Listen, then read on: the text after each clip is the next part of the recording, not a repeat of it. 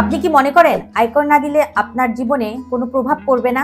আজ আমরা জানবো আয়কর না দিলে কোন কোন সরকারি সুবিধা বন্ধ হয়ে যেতে পারে। আসসালামু আলাইকুম, আমি মাকসুদা মাহজিবিন, একজন আয়কর আইনজীবী। প্রথমত, আয়কর রিটার্ন না দিলে আপনার বিদেশ ভ্রমণ ও ভিসা প্রসেসিং বন্ধ হয়ে যেতে পারে। অনেক দেশে ভিসা প্রসেসিং এর ক্ষেত্রে আয়কর রিটার্ন থাকা বাধ্যতামূলক। দ্বিতীয়ত, ব্যাংক ও আর্থিক সেবা পেতে জটিলতা দেখা যায়। বড় অঙ্কের লেনদেন, লোন বা ক্রেডিট সুবিধা পেতে আয়কর রিটার্নের কপি চাওয়া হয়।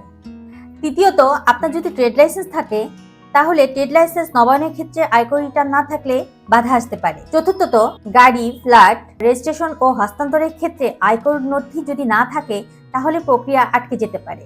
পঞ্চমত, অনেক সরকারি ও বেসরকারি চাকরি এমনকি কিছু প্রফেশনাল লাইসেন্স নবায়নের ক্ষেত্রে আয়কর রিটার্ন প্রয়োজন হয়। সবশেষে, নিয়মিত আয়কর না দিলে আপনি ভবিষ্যতে কর নিরীক্ষা ও আইনি ঝুঁকির আওতায় পড়তে পারেন, যা আপনার মানসিক চাপ ও সময় নষ্টের কারণ হতে পারে। মনে রাখবেন, আয়কর দেয়া মানে শুধু কর দেয়া না, এটি আপনার নাগরিক সুবিধাগুলো সুরক্ষিত রাখার উপায়। আজ আয়কর না দিলে আগামীকাল আপনার দরকারি সব সরকারি সুবিধাই বন্ধ হয়ে যেতে পারে। ট্যাক্স টক উইথ মাহজিবিনে আমরা আপনাদের ভয় দেখাই না, আমরা আপনাদের সচেতন করি। ভালো থাকবেন। আল্লাহ হাফেজ।